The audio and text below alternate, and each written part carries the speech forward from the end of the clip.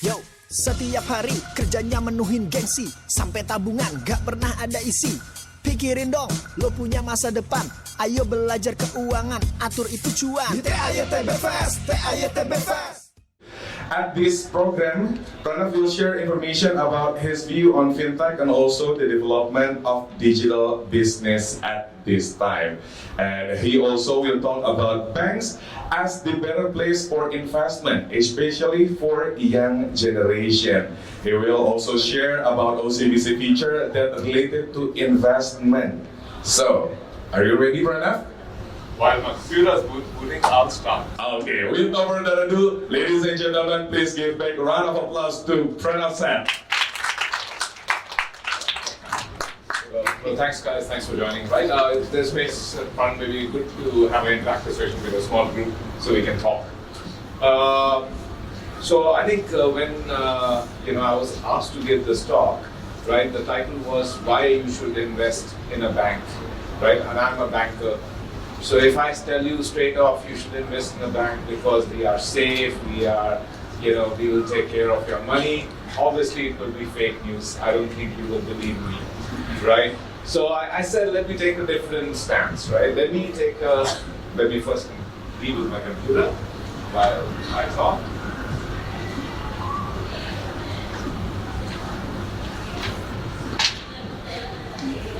This is called digital, right? Digital technology sometimes fails, so that's why you need the branches and sometimes the contact center to help you when that happens. Hey, how many of you are bankers in this room? The one banker. From Fintechs? Few grand. Anyone from Fintech? No. Okay. Students? All right. Okay.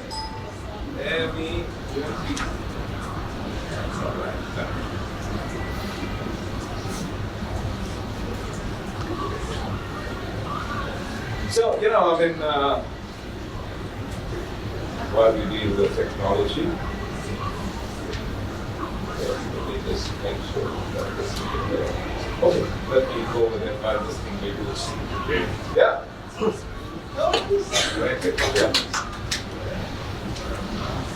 Yeah. So, all the videos that you saw, all the excitement that was being built up about, what NISP is doing, what's happening in Indonesia. I mean, and when I walked around this conference, right, this fair, I think I look at the energy, some of the startups out there and some of the businesses out there, the kind of energy is just incredible. I think we're seeing. I was driving in from the airport yesterday and I saw ads of so many startups on the big billboards, right? So many e-commerce companies, so many new age companies. The excitement in Indonesia is just incredible. That excitement also carries on into the fintech arena, in financial services, which is happening globally, but I think Indonesia, specifically sitting in Singapore, all the people who are trying to do a lot of fintech stuff in Singapore now are shifting their ways to Indonesia because this is the cool market to be in, right? So the excitement is there, and if you look at it, right, every part of the bank, right, from payments to lending to foreign exchange to investments, you will find fintech companies taking small parts of the bank. Right? A bank provides you all these services. But what many of these startups, and some of them are not startups, e-commerce companies, a lot of players are saying is that, hey, I'm going to take one small part of the business, say investing. Why do I have to go to a branch? Let me take robo-investing and I will make it available to everyone. So they're leveraging newer technologies and bringing small parts of a bank to you in a digital manner, right?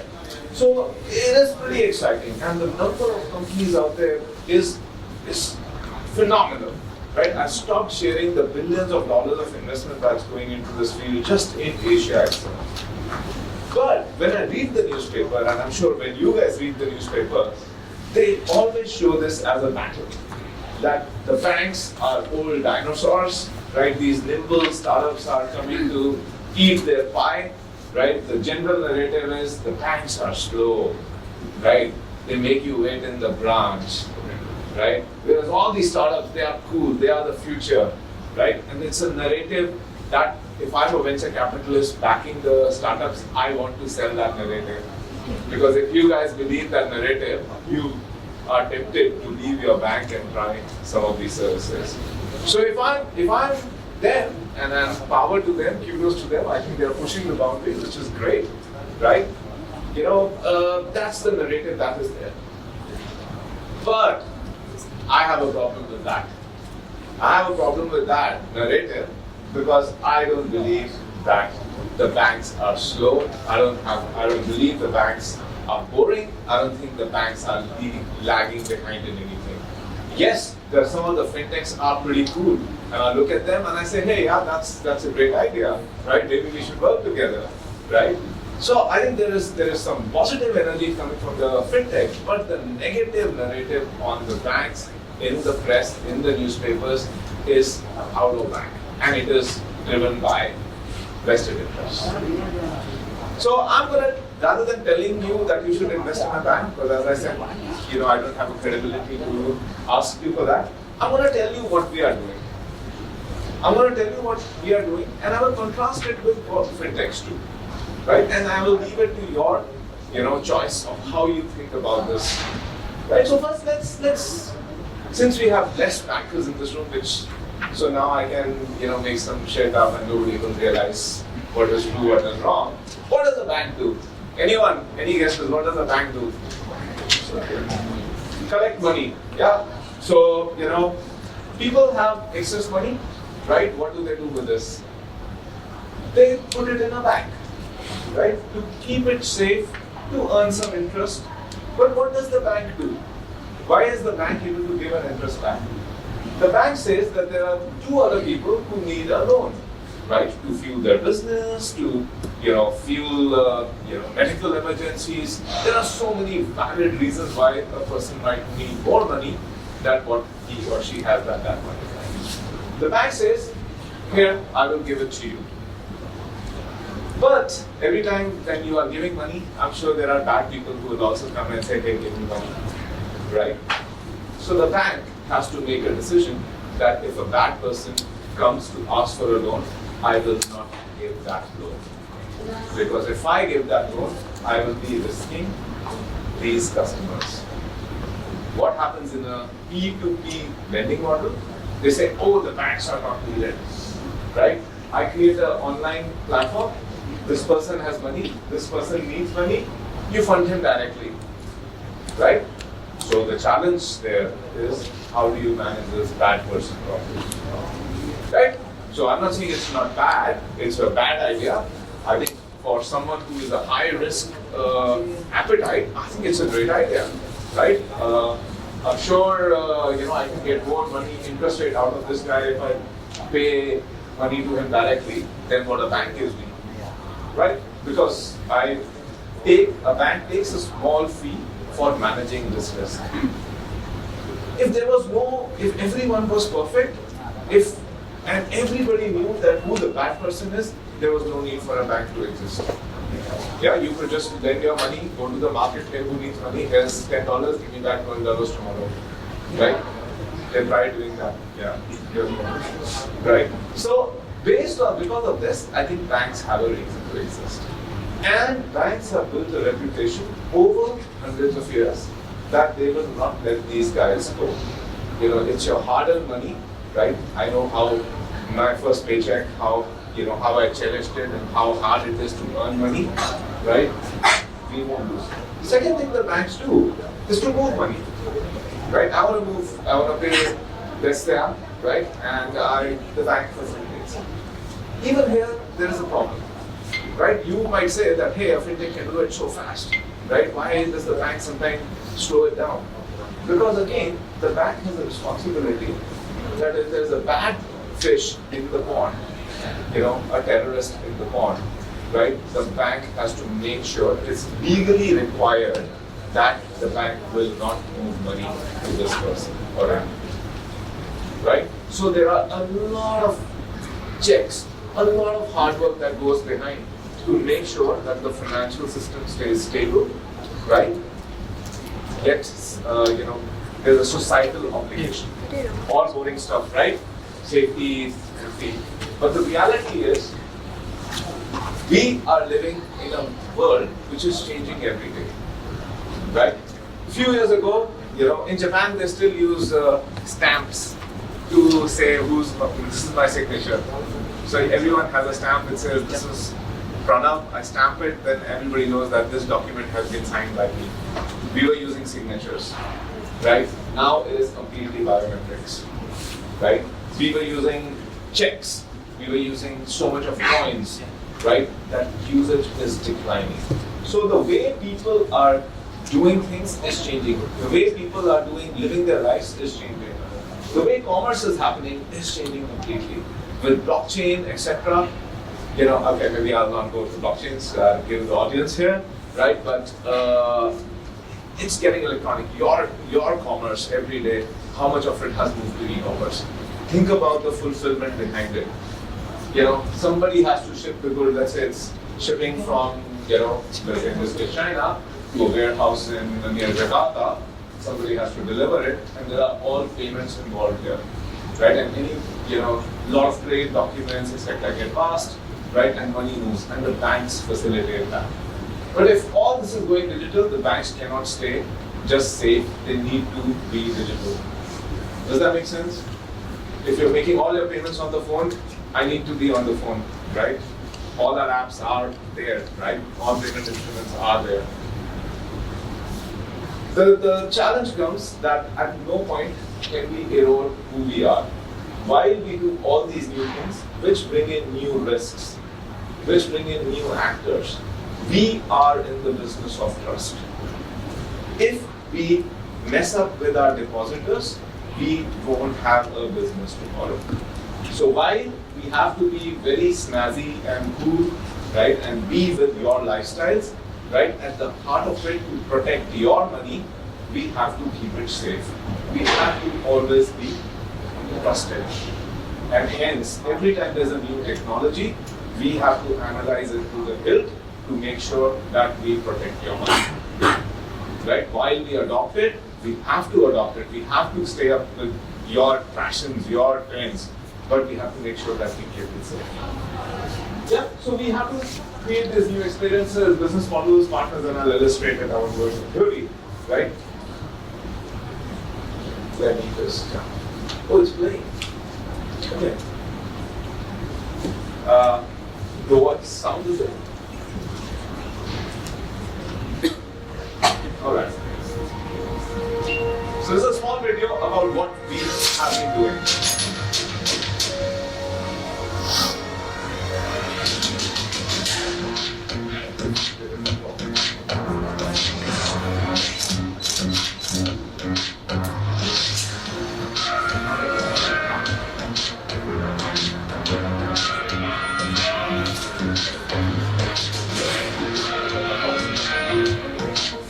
Can I afford it?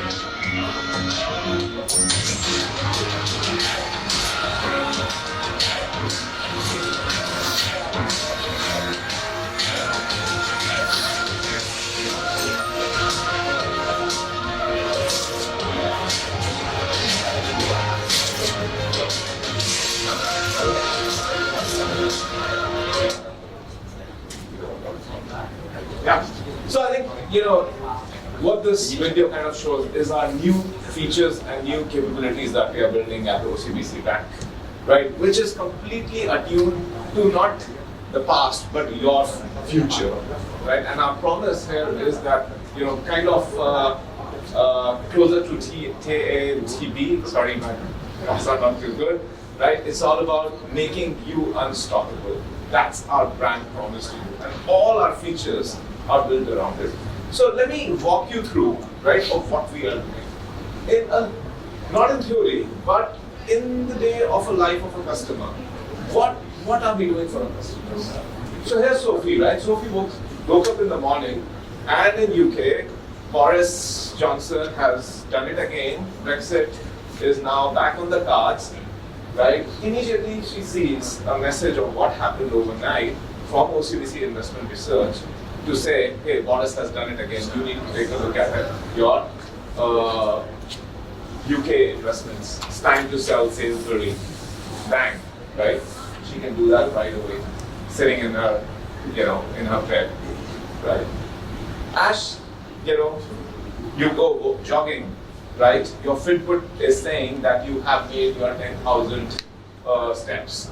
So we are working on a product. The moment, let's say, you make 10,000 steps every day, we will save X dollars for you, right? So we will help you integrate your passions into good financial habits. We want people to have good financial habits, and we want to reward you when you do healthy stuff on financial stuff. So we're trying to link all your banking is boring. Who gets up in the morning and says, hey, I want to do banking or investment, right? So I think we are trying to say that you are living your life, and let us help you when you are living your life to take care of the finances. And I'll give you another example. Right, so this is coming actually next time, the feature of the talk. Okay, we have a slight problem, technical. Can I try? Apologies, give me 1 minute.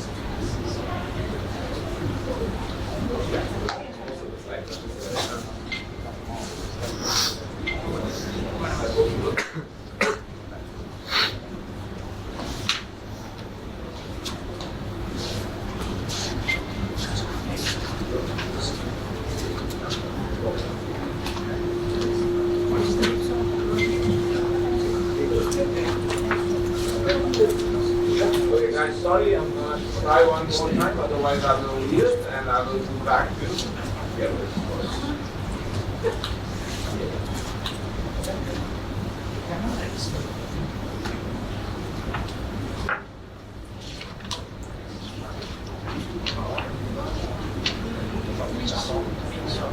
Yes. We are in luck.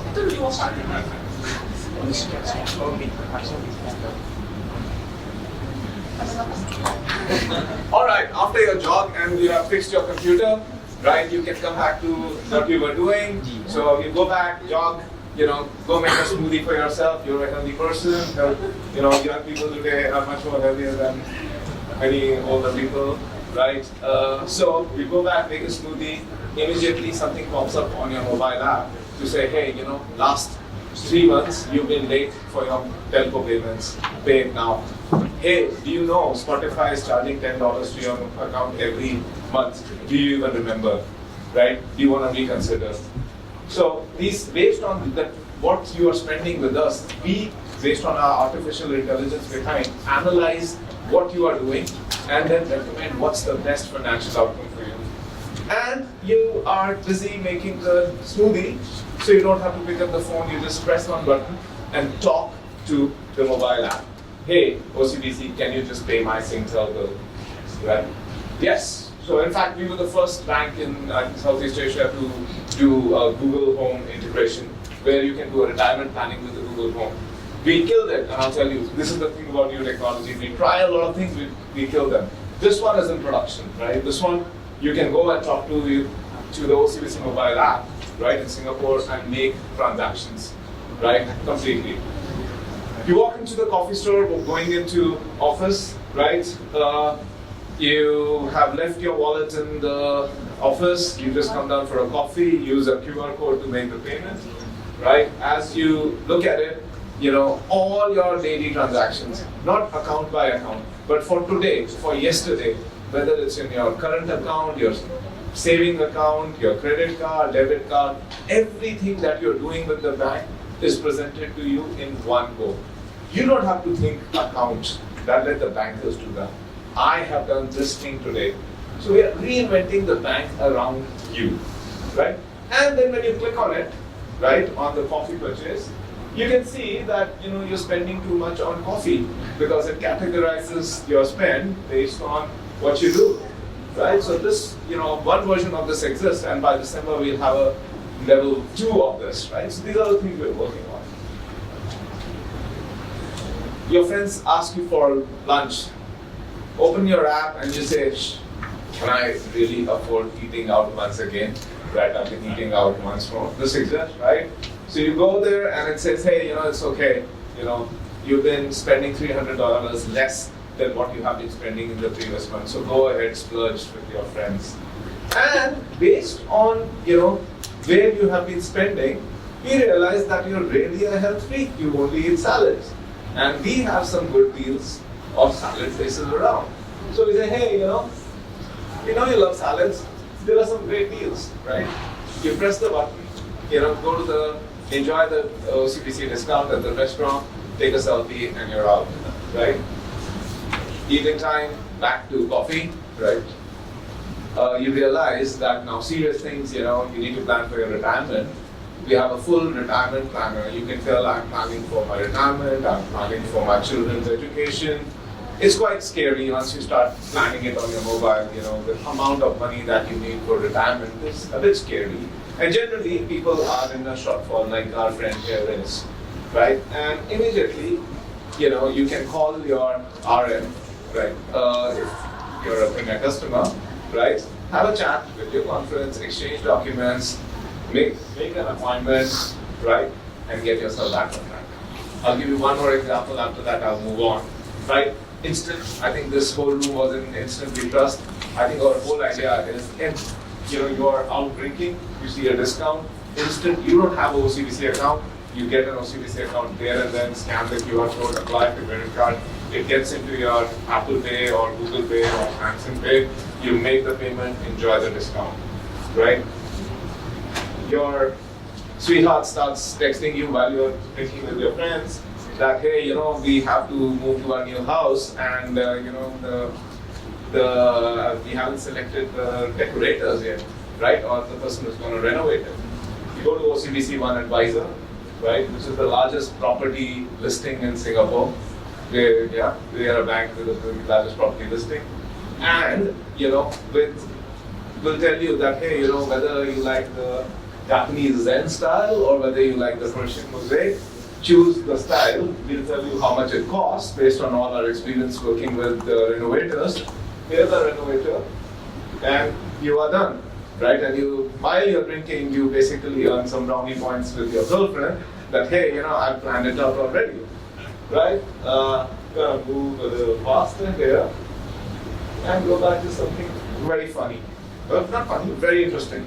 How many of you have credit card points? Credit card points. Other points? Other points? What do you hate the most about points? Expired, yeah? What else? You don't have enough to redeem the good things you want, right?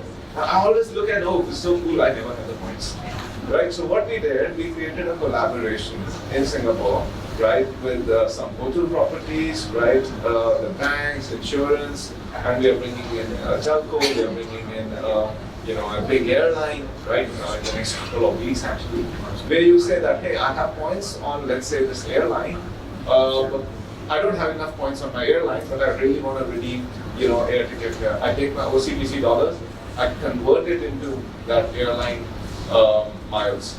So what we created is a marketplace for miles, right? So this is already launched.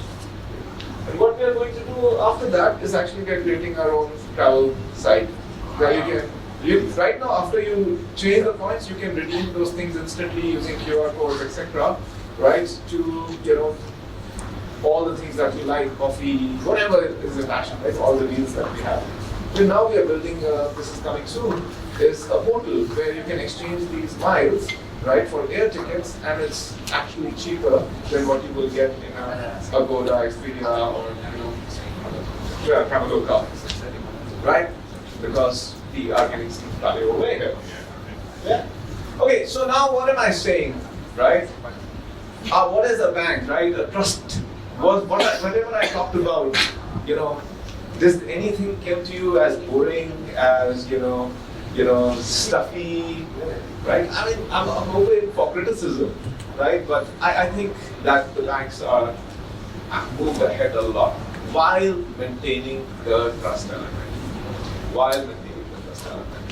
Right? And I think for us, everything that we are doing, is to let you live your moments, we are trying to move away from technology speak and trend speak. I can bore you with trends all day. We are just thinking the customer.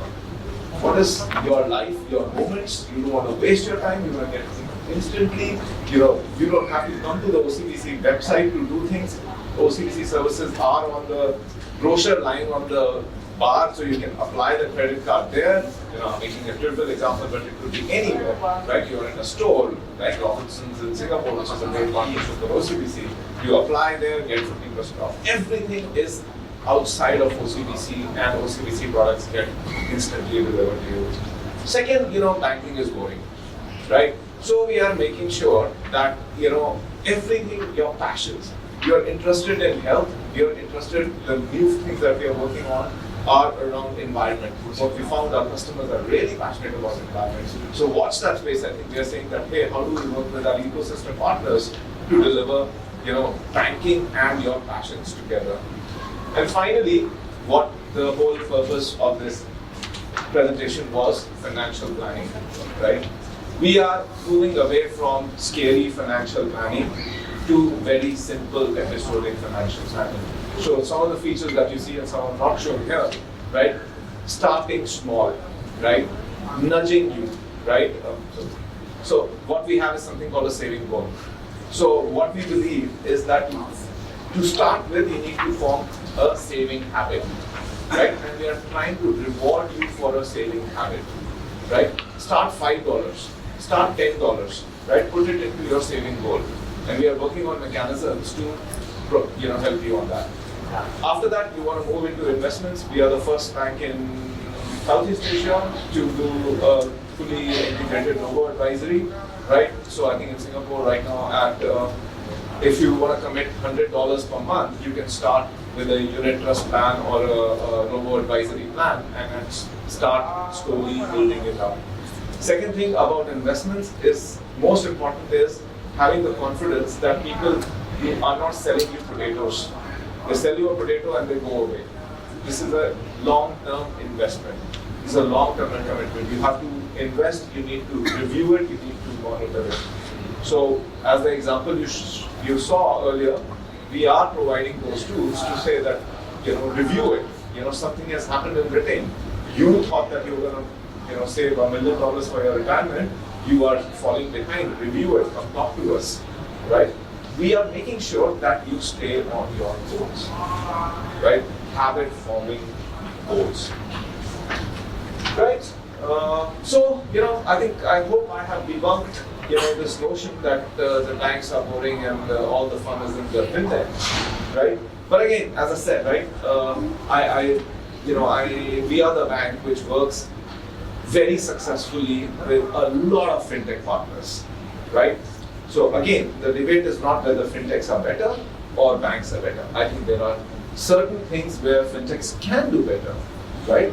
And from a bank, we serve all, love all, right? And we embrace them. So if you look at in Singapore, I think we have the highest number of commercially successful collaborations with fintech companies, right? What we bring is the end-to-end capability. So for example, the robo-advisory service we provide, right, is actually by a fintech.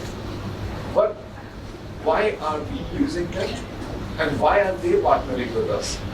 They are partnering with us because, we are bringing a lot of capabilities on top of them to test their models, validate their models, right, to make sure that those are safe investments. We are bringing in our customer reach and end-to-end servicing capabilities, right? A fintech struggles to provide all those services, right? We have the whole panel of experts, for example, in this case, who vet those things before it goes, right? I think it's very hard for small companies to, do all that, right? I'm not saying they can't, they will, and I think it's good for everyone, right? But usually it doesn't happen that easily, right? That is more like companies, fintech companies who want to work with banks. There are a lot of fintech companies who want to eat the banks and kill them, right? As we have seen, right? And within that, I think I personally look at it as two things. One is fast money, day-to-day payments, right? If some ride-hailing company is giving you $20 off, right, every time you use them, go milk them, Let's go look at, are you funded from my OCBC bank account? Whoever is giving you free money for small transactions and you're not risking your life savings, right? Go use them. Keep your safe money inside the bank. Anyone who's giving free money, take it, right? But be careful, right? There are so many examples I can give you where, for example, there were all these personal mobility devices, right, in Singapore. So many companies were launched, so many of them went bust. I lost $50 because it was lying in that account, right? So many people have lost it, right? So be careful. I think there are reputed companies out there, they want to give you free money, please take it, right? But be sure that it's risk and, ring fenced, right? If something happens, how many of you use Facebook? All of you? The younger people are not raising their hands. Right? See, the thing is that lifestyle changes. Right? Are you gonna link all your bank accounts to, lifestyle things? These has come and pass. You've got to build a 20-year portfolio, 40-year portfolio of investments. Right? So, by all these, my view is that, if there's fast money, small total amounts, let's do it. Or when it comes to slow money, you're buying a house, you're planning for your children's education, you're planning for your retirement. You better be sure where you put it. Right? Even for your day-to-day money, you can have some small elements which are based on that spend, but basic saving habits that I was talking about. Where are you going to do that? Who are you going to trust? Right? I will lose tax on it. Right? Obviously, if I tell you the answer, it's fake. Right? I will always tell that. I'm just going to leave the tale of caution here. Right? There is no easy money in the long term. Right? It goes in life, it goes in banking. Right? If anyone is giving you a deal 250 diesel, you probably know that there's some. So this is just a slide. I mean, too many numbers beyond my percent. But kind of like cumulatively, if you look at the estimates of the P2P companies that failed in China over the last 3 years, taking down millions of people's money with them, right? This was the most conservative estimate I found, 5,000 P2P companies. Yeah, the most aggressive estimate is 10,000 P2P companies failed in China, right? So I'm not saying here, I'm not dissing, any fintechs out there. I'm just saying it's your money. You need to take a very, very, informed view, right, of what is going on, where your money is going, right? I think, as I said, the banks are the trust, the providers of trust, right, and are evolving very rapidly, right, to meet your needs. Yeah. With that, I'll actually pause and open up for questions. Yeah, or sorry, you have to. No, I made the right call. So.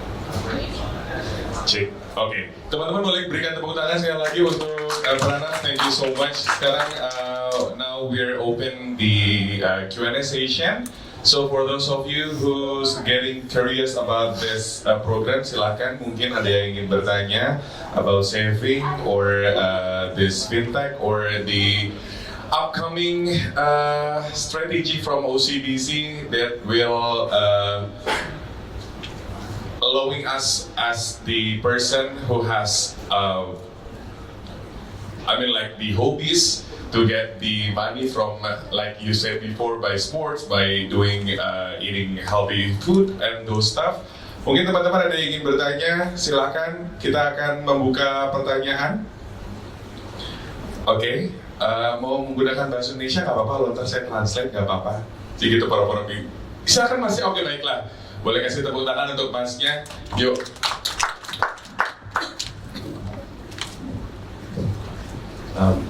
Hello.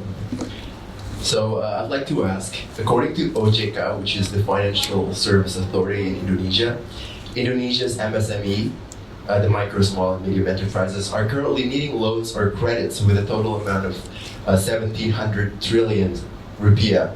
However, the existing financial institutions, perhaps the banks in this case, for now can only cover 700 trillion, which means we are 1,000 trillion short for Indonesian MSME every year.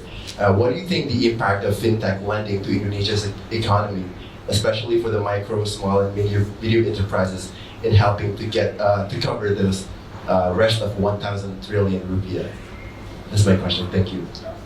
Your name was again, sorry? Arvin. Arvin. Okay. Thank you. Arvind, brilliant question, right? I think financial inclusion, etc. Right, where probably the banks in trying to do so many things, right? Probably sometimes have ignored certain segments, right? And that goes specifically for very low value kind of accounts, low value, low ticket size lending, because what happens is that the due diligence required to inform yourself that when you are giving out this loan, right, is going to be repaid back with a certain probability. I think there's a huge cost to it, right? So the banks, and that's something the banks need to fix, have sometimes not done it 100%, right? And certain fintechs have been able to either use alternate data that the banks have been slow to adopt it. Not that they have never used it or they are not using it now. I think they have been able to use new information, right, which was non-traditional. Let's say your phone bills, your data usage, right, other metrics to figure out that yes, this is a good metric for risk assessment, right? And I think they have done a good job, right? So I think there are the good guys, right, who have, when they do the micro SME lending either on a P2P platform or something, they still have a very robust and probably innovative risk management approach, right? And it's something that everyone should learn, right? However, there is a whole bunch of people who are just rolling the dice, right? And there is not adequate risk management, right? I think the from a social and political point of view, right, I think it is very important that regulatory-wise we control those guys who do not have those robust risk practices. Because when they will collapse, I think someone's going to get there. Right? So yes, I think in the short term, there is a boost that has happened to the SME lending. Right? I'll give you an example of Singapore, which is, and I'll tell you one thing. This whole thing is a risk asymmetry, information asymmetry, right? I don't know whether this guy is going to pay back or not, right? This is an information that we have to find out. Traditionally, we used your bank statements, your previous repayments, your this thing. Now we can try to look at other things. Yeah. As the economy is digitizing, as your economic activity is digitizing, a lot more information is now available. If everything was on paper and receipts, right, the bank cannot use that data, or a fintech company cannot use that data. I think so. Some of the fintechs have been faster than the banks to adopt this new digital data, create that risk, understand that risk is, and I think the banks will get there. But honestly, if you ask me, it's more of a matter of digitizing of commerce that is needed to bridge that gap, rather than the fintechs or the banks. As commerce gets digitized, right? As economy gets digitized, you have a lot more information to deal with. There's a lot more information you can understand to say whether this is a good guy or not. Does that answer your question? Okay, thanks Arvin. Mungkin ada lagi yang ingin bertanya? Next question, please. Silakan. Mungkin yang langsung tunjuk orang, langsung deg-degan kan kalau ditunjuk. Ada yang mau bertanya lagi nggak? Silakan. Ini mungkin agak ngantuk atau gimana? After lunch kayak a bit sleepy, or I bet you guys notice about the presentation, right? Semuanya paham kan dengan apa yang disampaikan. Silakan, mungkin ada yang ingin ditanyakan kembali. Okay, we still have times for the Q&A session. Gimana teman-teman semua? Jadi kayaknya semuanya sudah paham ya. Ini sebenarnya paham semuanya atau lagi ngantuk sih, saya bertanya deh. Kalau misalnya ngantuk, oke. To warm up this class, saya ingin dengar, I wanna hear your big round of applause. Boleh teman-teman semuanya, yuk. Ini biar mengenergize teman-teman semua di siang hari ini di TITB. Jadi kalau misalnya, oke, saya bertanya sama teman-teman dari panitia, if there's no any question, apa kita akan mau selesaikan kelasnya atau gimana? Silakan teman, gimana? Oke, kita selesai kelas. Oke, baik. There's no further question. So teman-teman semuanya terima kasih banyak. Before we ending this class, kita akan ada QR terlebih dahulu. Oke, kita QR dulu atau mau foto dulu? Oke, we will proceed the QR first. Kita mau mengajak, we wanna ask you guys to scan the QR code as we have on the screen later on, and we will have the photo session first. Wi-Fi or Wi-Fi? Oh, Wi-Fi. Okay, baiklah. We will proceed the Wi-Fi first, and then we will continue to other class. We still have plenty of classes today and tomorrow. Please make sure you have the passport and collect the stamp, because tomorrow, right? We will drawing the grand prizes. Yamaha, motor Yamaha, okay. We will have Yamaha tomorrow buat teman-teman yang mungkin besok nggak datang tapi akan tetap memasukkan stampnya di sana. Gak masalah kalau misalnya namanya kesebut pun juga akan tetap dapat hadiahnya. Oke, by QR menggunakan smartphone-nya masing-masing ya, right? Menggunakan smartphone masing-masing. So we have the QR here. Please scan the QR. Well, actually, this QR will follow to the scoring. Yeah, right? Ya kan? Atau tiba-tiba keluar foto saya di depan teman-teman semua? Enggak ya? Oke. There's no my picture after you scan this QR code. So please fill it ya, QR first. Ada kan ya? Oke.